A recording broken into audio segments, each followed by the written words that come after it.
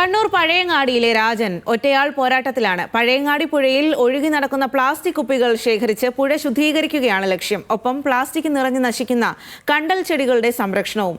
കണ്ടൽ വത്കരണത്തിലൂടെ ശ്രദ്ധേയനായ ആളാണ് രാജൻ.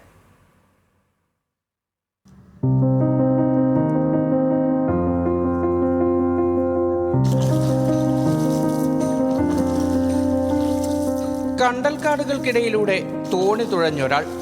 ഇടതൂർന്ന വേരുകൾക്കിടയിലേക്ക് അയാൾ ഊർന്നിറങ്ങിപ്പോകും.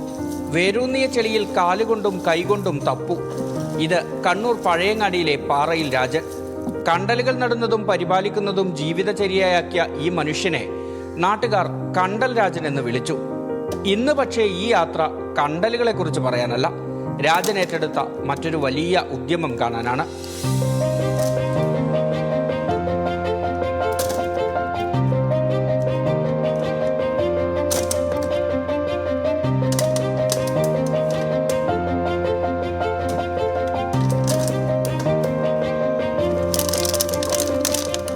പഴയങ്ങാടി പുഴയിലേക്ക് പലയിടങ്ങളിൽ നിന്ന് ഒഴുകി വരുന്ന പ്ലാസ്റ്റിക് കുപ്പികൾ ശേഖരിക്കുകയാണ് രാജൻ.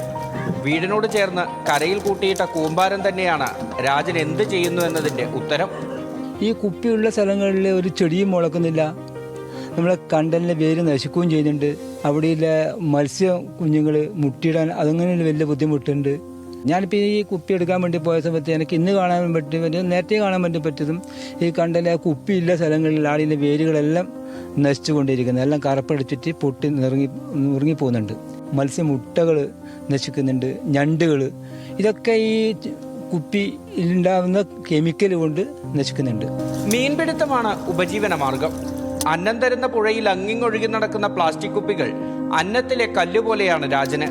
അതുകൊണ്ട് സ്വയം ഇറങ്ങിത്തിരിച്ചതാണ്. പ്രതിഫലം മോഹിച്ചല്ല, പുഴയുടെ വീണ്ടെടുപ്പിന് വേണ്ടി. ഇതിന് അങ്ങനെ സമയം ഇതിന് പ്രത്യേകം എടുക്കുന്നില്ല. കാരണം നമുക്ക് സമയം കിട്ടുമ്പം ഈ കുപ്പി ശേഖരിക്കുക, അതാണ് എൻ്റെ ലക്ഷ്യം. ഇതിൻ്റെ പ്രതിഫലത്തിന് പ്രതീക്ഷിച്ചൊന്നും ഇത് ചെയ്യേണ്ട ആവശ്യമില്ല. പ്രതിഫലം നമുക്ക് എടുത്തുകൊണ്ട് കരക്കിടുക, അത്രമാത്രമേ ഉള്ളൂ. സമയം കിട്ടുമ്പോഴെല്ലാം തോണിയുമായി പുഴയിലിറങ്ങി പ്ലാസ്റ്റിക് ശേഖരിക്കും.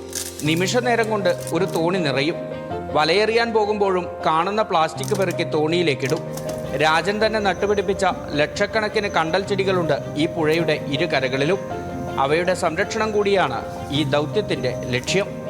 പ്ലാസ്റ്റിക് നിറഞ്ഞ് മുഖം നഷ്ടമായിക്കൊണ്ടിരിക്കുന്ന പഴയങ്ങാടി പുഴയ്ക്ക് പുതിയ മുഖം നൽകാനുള്ള ഒറ്റയാൾ പോരാട്ടത്തിലാണ് പഴയങ്ങാടിയിലെ രാജേട്ടൻ. ഇതുപോലുള്ള ചില മാതൃകകളാണ് നല്ല നാളേക്കുള്ള ഒഴുക്കിൻ്റെ ഗതി നിർണ്ണയിക്കുന്നത്. മോനിഷ് മോഹനോടൊപ്പം നിഖിൽ അളവൂർ, ന്യൂസ് മലയാളം, കണ്ണൂർ.